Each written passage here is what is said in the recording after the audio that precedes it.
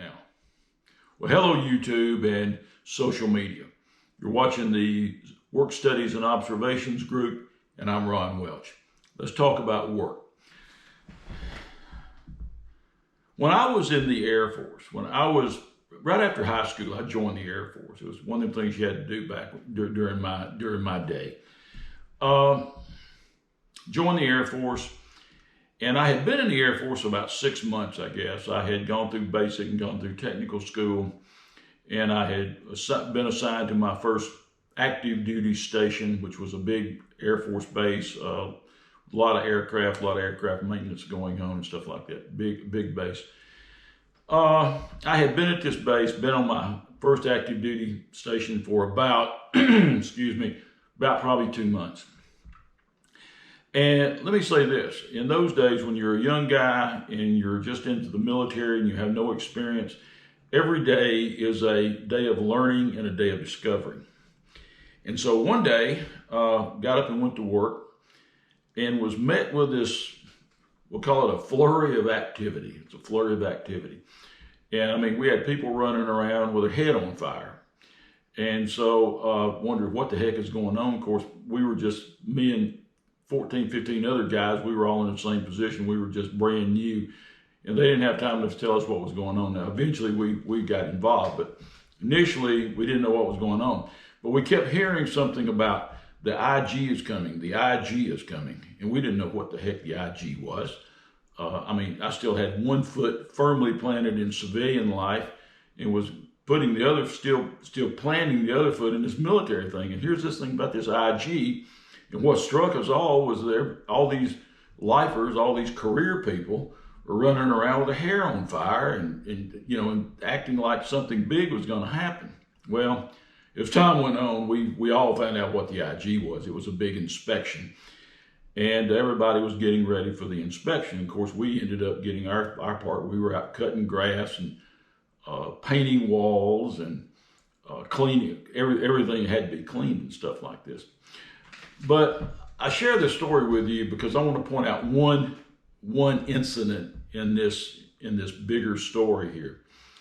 And like I said, this was a big aircraft maintenance operation, and there was a lot of shops and stuff that supported it.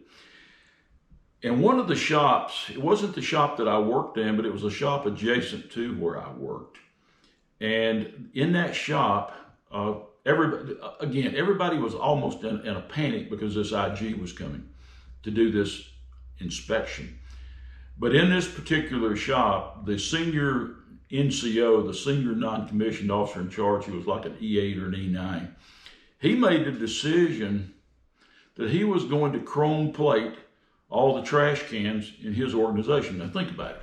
So you're thinking about it, you got your little trash can by your desk, or your little trash can or waste basket by your workstation. Well, this dude, he went to the metal shop where they could do metal plating, and he had all of his trash cans chrome plated. Did it. This isn't anecdotal. I actually saw this. Of course, no one really said anything. Everybody else, I guess, he probably put the seed in other people's minds, and they were thinking about it too. But maybe that have been just a little bit of a bridge too far. But this guy did it.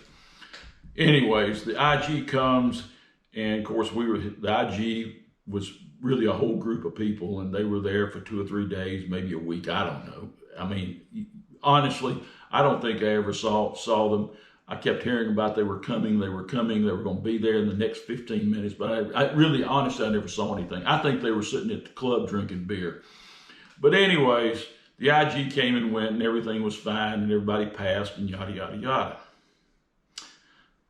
That incident, though, that guy chrome plating the trash cans to meet some Pumbaa's inspection has stuck with me forever. It has stuck with me forever.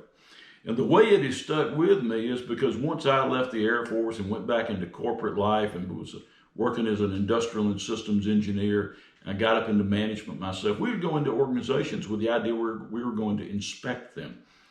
And I always thought about that. I always thought about, what are these people preparing for? They know that we're coming, and I know I have walked into organizations and people, you know that everything you're looking at is a facade. They have scurried around before you got there and done all this cleaning and straightening stuff up. And I always look for the chrome-plated trash cans. Now, the fortunate thing is I've never come across them again and stuff like this. So you're probably wondering now, what in the hell are you telling us this stuff for, Ron? Because I'm going to share another story with you. I'm going to share a story that's timely and up to date today.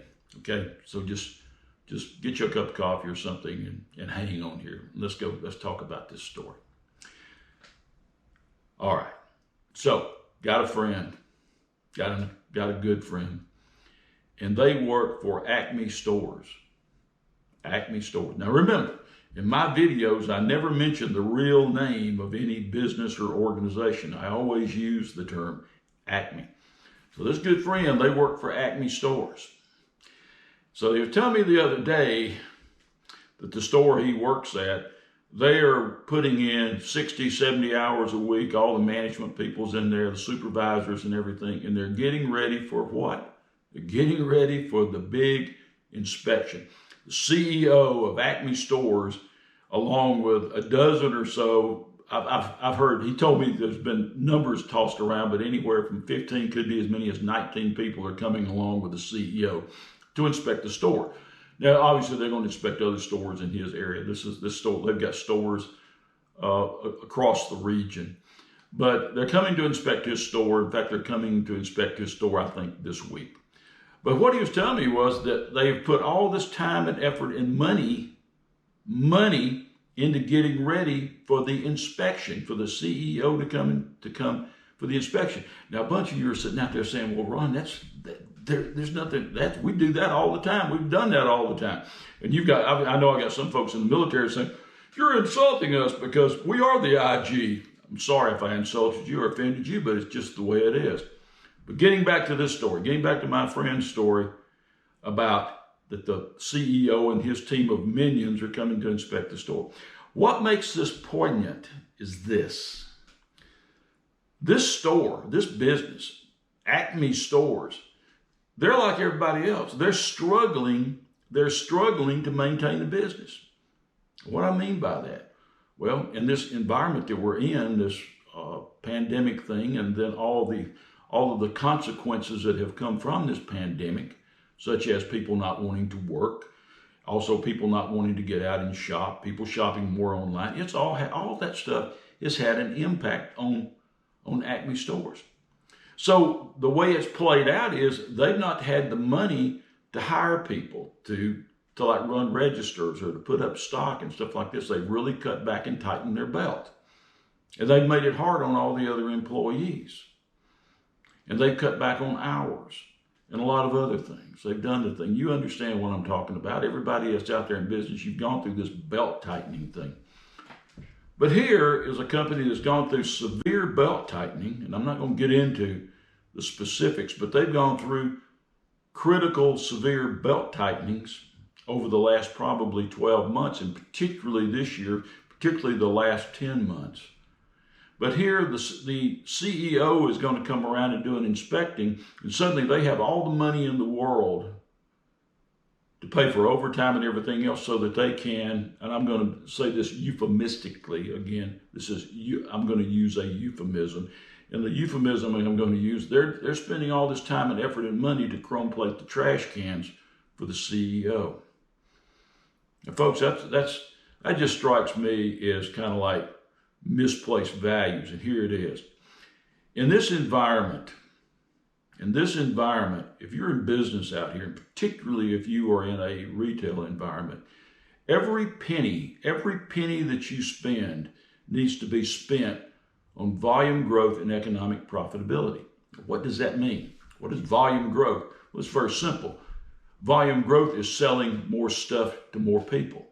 And what is economic profitability? It's making more money from selling more stuff to more people.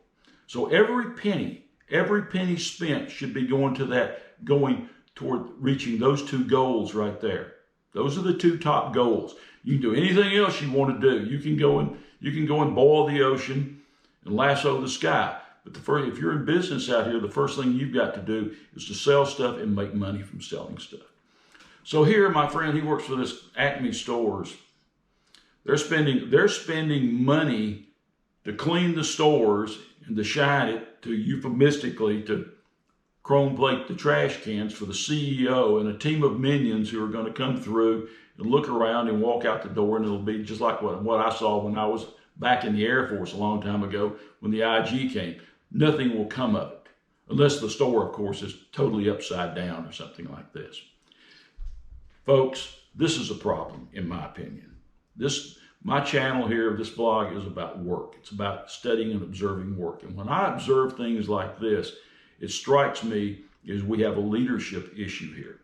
And the leadership issue is, and the management issue, and maybe it's not the CEO. Maybe I shouldn't be pointing the finger at the CEO or none of his minions. Maybe it's lower down. Maybe the store manager wants to look good.